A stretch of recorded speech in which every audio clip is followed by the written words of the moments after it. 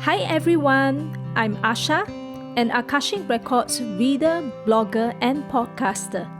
In this series, we will demystify the Akashic Records by bringing to you bite-sized contents on frequently asked questions relating to the Akashic Records. We will also explore topics relating to spirituality, as well as practical application, learnings, and reflections in the Akashic Records. My Akashic Masters are very excited to join us in this journey. We send much love, light, and blessings to all. Welcome to episode 93 of Case Study 30 of an Akashic Light reading and healing session with Olivia. At the start, we asked if there were any general messages for Olivia. We are happy to have you to join us in this meeting, this gathering, this fellowship, this communion of souls. It is a reconnection of a part of you, lost and dormant, waiting to be reignited. May we send you the blessings, love, and light you need in this soul's journey, and know that you are never alone. We are here with you forever.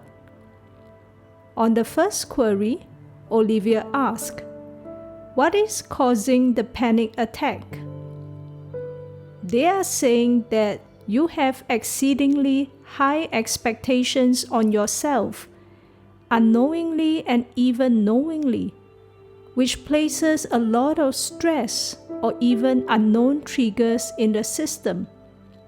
That whenever things go wrong, or somehow there's this fear creeping up that things may go wrong, then there's this autopilot that kicks in, that the body will then react in a certain way and cause that panic to flow.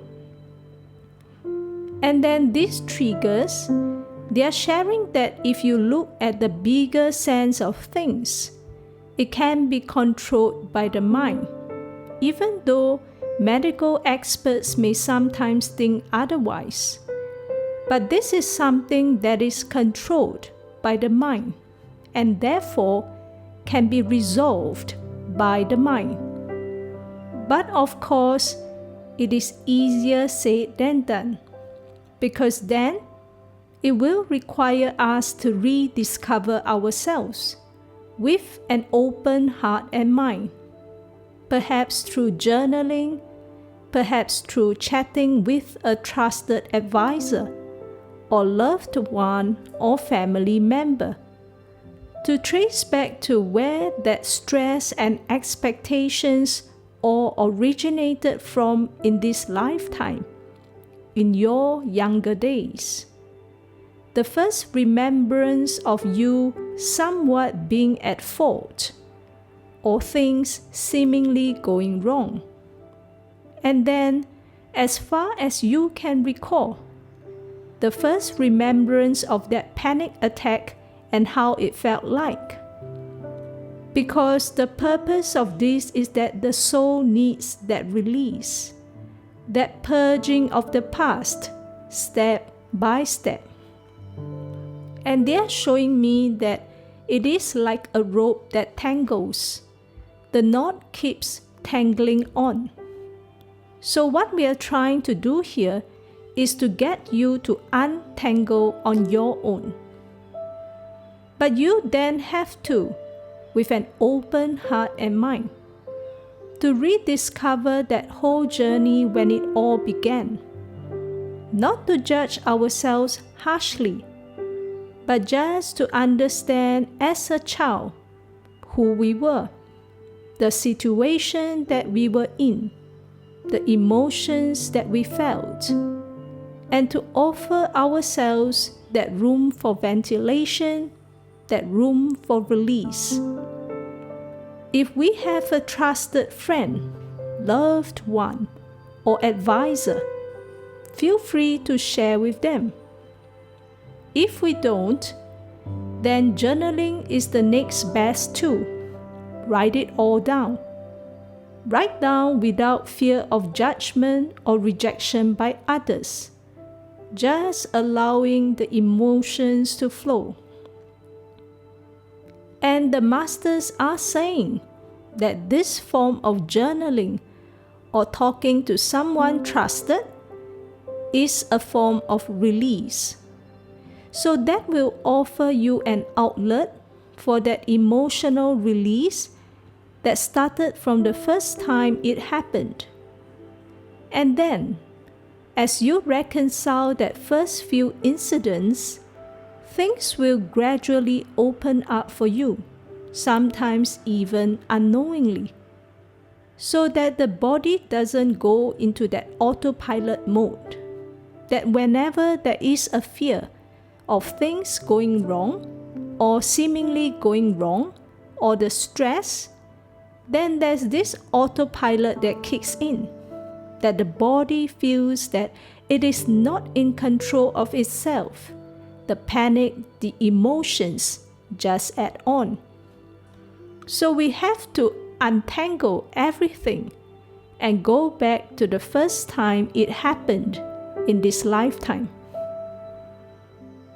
Olivia shared that she did a hypnosis session to try to go back into the past, but she couldn't access the first time it happened. To which the masters showed an image of a baby. I don't think the baby was capable of taking care of itself. The baby was in white clothing, something in the hands and feet, some white socks. The caretaker didn't seem to be nearby. In that image, I'm sensing there is some feeling of being unloved, neglected, and even at a loss. Usually a mother and a child, the bond is very close. But somehow, I'm seeing this baby on her own. Olivia did not have any remembrance. To which I'm sensing that it is something that is so young that you may not have picked up as far as your memory can recall, even going back to something in the womb. And they're saying that sometimes for us, the first time it happened, it may even be beyond our waking minds. It could be even trauma in the womb itself, and as we experienced the world. So they are saying that emotions like panic attacks, as we go deeper, it can be multifaceted. It can be things that we take on from the parents' lines, the things we inherited in the womb, and so something along the ancestral lines.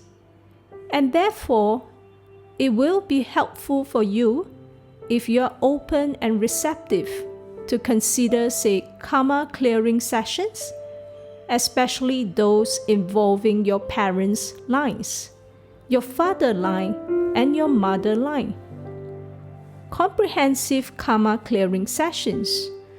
So that is something that the soul can undergo to reconcile what it has taken on at birth. So that's one layer. And then another layer, there is something about this infant in this image. And I'm sensing that there's some inner child healing that you need to work on, whether you're aware of it or not. And in terms of hypnosis, for your case, you can try to consider inner child healing meditation rather than going for hypnosis. Olivia shared that she's not really familiar with inner child meditations. We can try that later. Basically, it is to bring you to a state where you count yourself downwards, and then to connect with one of your inner children. We have inner children within us.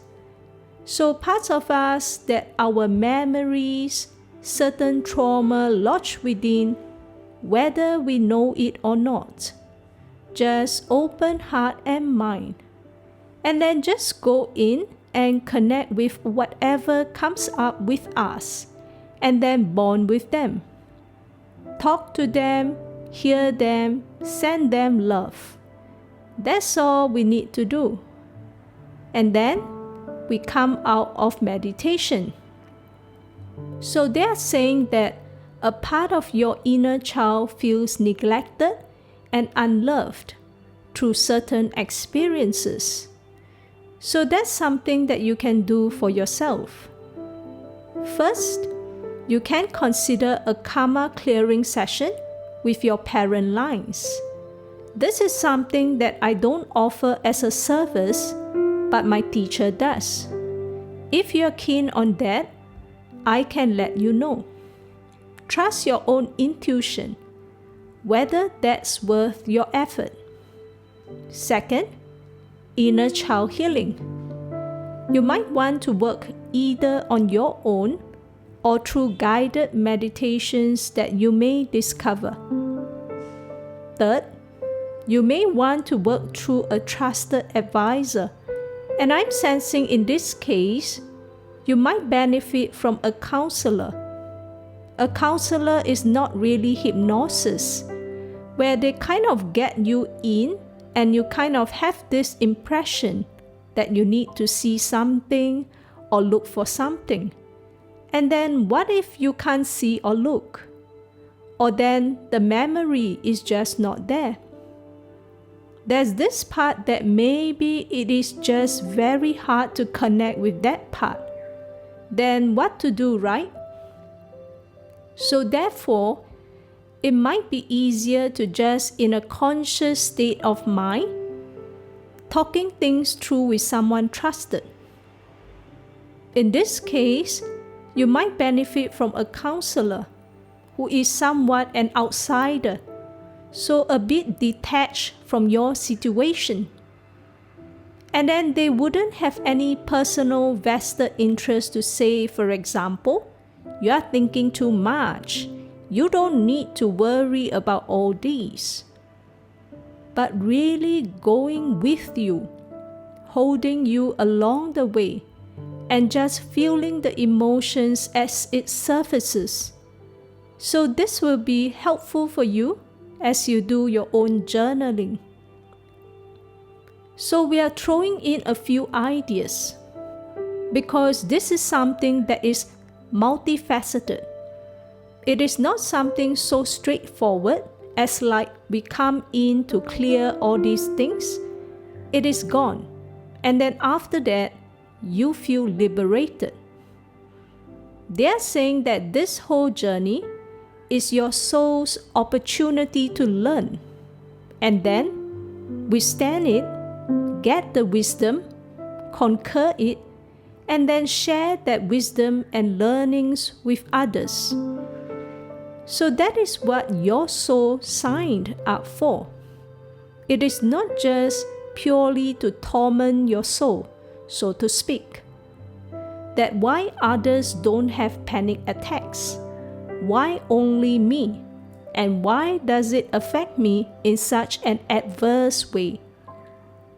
The whole idea is to give you the knowing that your soul is resilient, to be able to go through the experience, withstand it, conquer it, and thereafter share that experience and wisdom with others in time to come.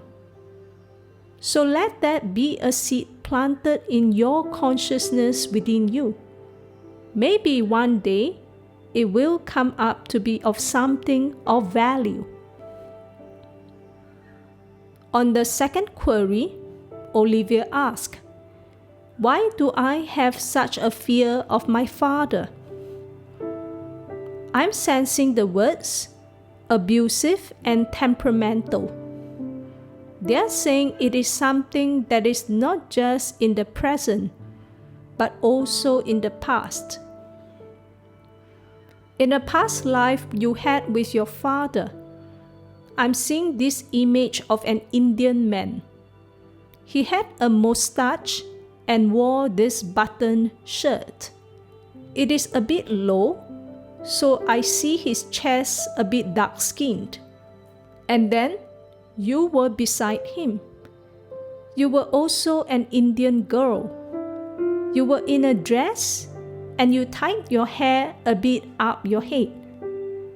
In the past life you had with him, it also happens to coincide as a father-daughter dynamic as well. But it felt somewhat like a distant relationship between both of you. He's almost like self-absorbed in that relationship. At least from your perspective, you never really sensed that care, that love, that heart-to-heart connection. He just felt very distant, somewhat like a stranger. But somehow, he was your father. Olivia shared that he is exactly the same now. We then dug deeper into why is his behavior like that. They actually say deep within, there's this part of him that fears the love and connection. And that's why he feels safer to keep himself at a distance from you, if it makes sense. Because that makes him feel safe, and that makes him feel in control of his emotions. Because something like love, deep love, it is a very touchy-feely subject for him that he doesn't really appreciate its full value or purpose. And they're saying that at a certain level, he may not have experienced it himself. And that's why he's behaving in a certain way. Because on a certain level, his parents may not have fed him with that love. They're saying not even unconditional love, but something like reciprocal love. Like I love you and you love me back. In that past life, at a certain level, his parents also withheld that love and connection meant for him, or that he belonged to them. So there is a part of his soul that is traumatized. His own children are traumatized and hurt. And as he grows up as an adult and even starts a family, there's still this traumatized part of him waiting to be resolved. And unfortunately, for some of them, it takes several lifetimes for the soul to internalize. Because for them, it is a very organic process, in the sense that they gain the wisdom through the life experiences, through family members, through interactions with people. And then come to think, does it make sense? Is my behavior even appropriate? Or is there some room for deeper soul searching? But because it is an organic process, we can't kind of force it in a certain way. His soul has to feel ready at a certain time to make the right choices for himself. So right now, he chose to kind of keep himself a little bit distant from anything related to deep love and connection. Because what I'm sensing is that these things are very touchy to him. He's not very familiar. And at a certain level, I'm sensing his parents also withheld that love from him. And the masters are saying that therefore, when you're born in this family line, karma healing is something that you can do for yourself, for your family lines, which will indirectly benefit your family lines as well. Why? Because you share the same bloodline. And within you energetically, it is like you are all corded together in this web, in this family, whether you realize it or not, which follows you through lifetimes. So your soul has signed up for this with him, to bravely go through this ordeal with him and your family, to understand what love is all about, and to even one day, when you are in a good state, or even better state than him, to shower him that unconditional love, even if at a mental level, you know and feel that you have not even received that from him. How amazing is that? That as a descendant of the family line, that you are the first one to heal that ancestral line, to heal certain toxic patterns and cycles that were repeating itself genetically, and to start things afresh, starting from you. So your soul has a duty and responsibility in this case to do something for your family line. On the third query, Olivia asked, "How about my relationship with Orlando?" The masters say that you have a loving relationship with him. So is there anything that you would like to understand a bit further about this relationship? To which Olivia shared that they broke up, and she has been thinking if they should try again. She's also worried if they are compatible. They say his purpose for you in this lifetime is that at a certain level, his soul bravely signed up to go through this ordeal with you, whether you know or realize it or not, and that you are never alone. With an open heart and mind, when you learn to trust that things are meant for you, developed for you, and in your favor, take that leap of faith, take baby steps, and walk alongside your path, even with him. Have no fear. They are saying that between both of you, the differences are not exactly irreconcilable. It is a matter of understanding each other's preferences, quirks, history, and also trauma.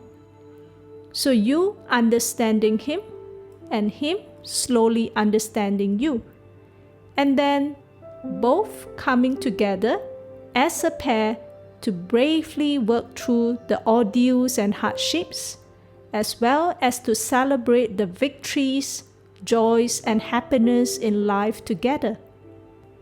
So it is something worth pursuing for, at least what I'm sensing from the masters. And what is your purpose to him? They are saying that in your case, you are that loving, patient supporter for him, in his goals, believing in him, being there for him, and holding his hand in this journey. And then, is there anything that you can do to say improve this relationship if one day you do consider reconciling with him? They say, take time to understand each other, even so as to start things afresh. Not to kind of accept each other based on the past history or baggage that each other has proven itself to the other, if it makes sense.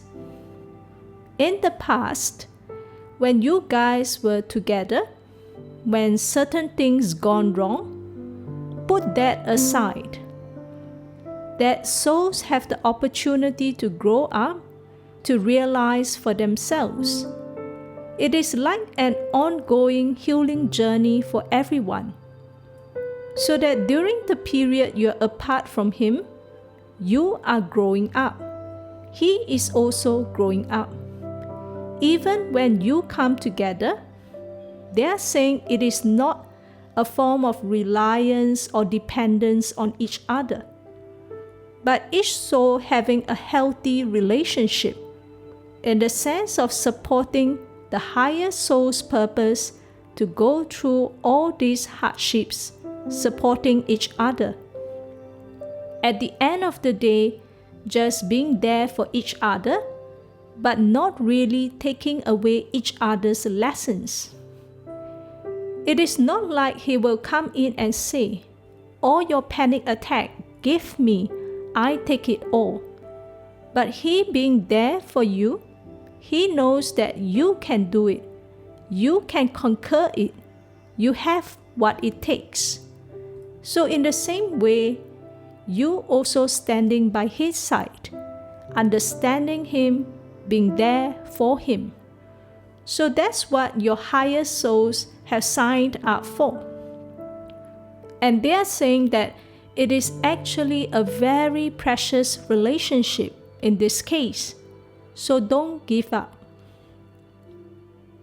Olivia shared that she was worried that their traumas are overlapping because his family structure is kind of like her trauma. They are saying that resonates with the point that your higher souls have come together because you have compatible lessons to undergo. So in this case, both souls are bravely going through a lot of ordeals and hardships in the family line. So you are here to support him. You know his history, as well as he knows yours. So then, that advice from them, take time to understand each other, even to the extent of starting things afresh.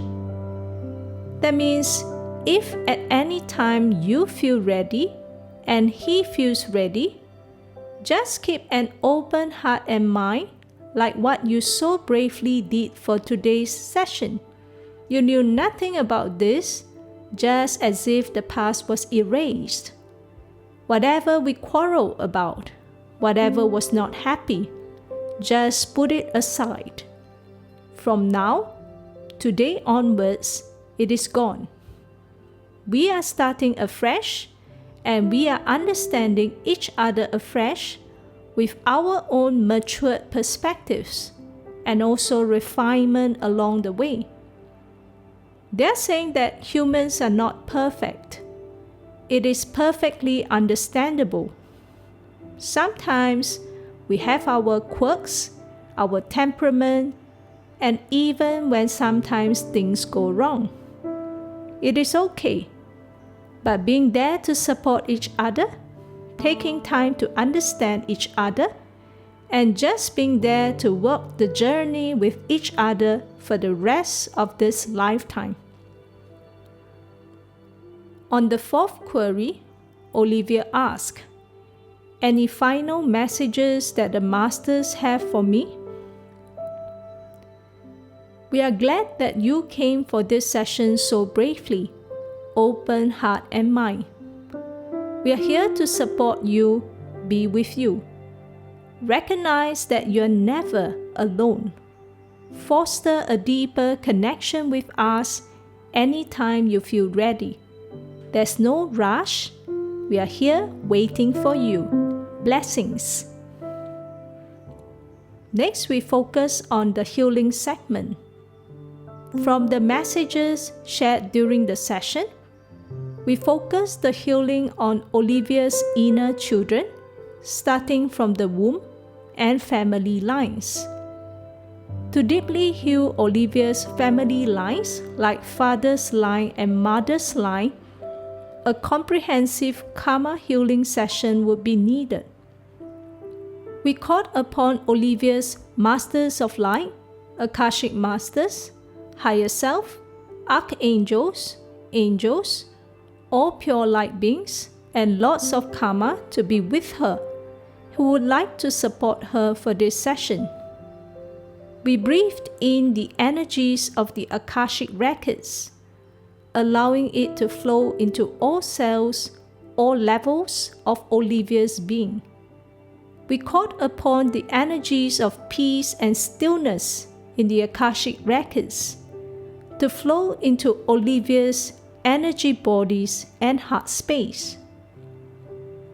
As Olivia's masters and guides stood closely around her, we facilitated the journeying of her soul into a deeper state of consciousness in a very safe and protected manner, counting downwards from 10 to 1 to reconnect with her in her mother's womb.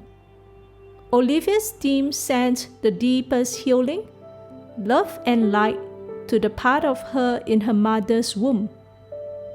We called upon Olivia's loss of karma to cut away all the cords of fear and anxiety that Olivia may have taken on in her mother's womb. The angels sent white light to her entire being. We called back all of Olivia's soul parts, soul fragments, soul aspects, and spirit that she may have lost or left behind in her mother's womb to merge back with her. We were guided through a visualization process where Olivia journeyed from her mother's womb through the birth canal and exiting from her mother's womb. Olivia's angelic team gathered around her, with some of them holding trumpets to celebrate her birth on this world, and sent so much love, light, and healing to her as she came to this world with them. We also called upon Olivia's team to bring her to one of her experiences as a child that they would like her to reconnect with now. Olivia was gently guided to extend her hands to hold her inner child's hands, or even to give her a hug. Olivia's angelic team sent so much unconditional love and light, peace and stillness to Olivia and her inner child, wrapping them safely in white angelic light. We called upon Olivia's lots of karma to cut away all cords of fear, trauma, anxiety, and pain that were ready to be removed from Olivia's energy bodies. We also called upon Saint Germain and ultraviolet fire angels to send the violet flame and ultraviolet fire respectively to sweep through the energy bodies of Olivia and her inner child 7 times, removing all remnants of cords cut away and facilitating a deeper transmutation of dense and discordant energies, thoughts, and emotions, known or unknown to her, which were not in her highest good to keep. Archangel Michael stepped in to offer his protection to Olivia and her inner child. He sent his protective blue light and extended his big angelic wings to her. He placed a pair of angelic wings at Olivia's back, reigniting her angelic connection with them. Know that it is a part of her forgotten history. We counted upwards from 1 to 10 as we returned our consciousness back to our body. Olivia's inner child was given an option to either go back to Olivia's solar plexus chakra, or if she needs further healing, to go to one of the angels nearby to be sent to the light before merging back in a more healed state. Lastly, Olivia's angels showered her with blessings, blessing her in her path ahead, blessing her as a soul for bravely signing up for all these ordeals and hardships. Her team is here with her to withstand all this, conquer and gain the wisdom, as well as to celebrate her joys and victories. And they bow at the beautiful divinity and life within her, and reminded her of her angelic wings, that are a part of her. With love and blessings, Asha and Akashic Masters. Thank you for tuning in to this podcast. If you would like to read about my dialogues and reflections with the Akashic Masters, you can visit my free blog at Asha-AkashicRecords.com. Till next time, take care.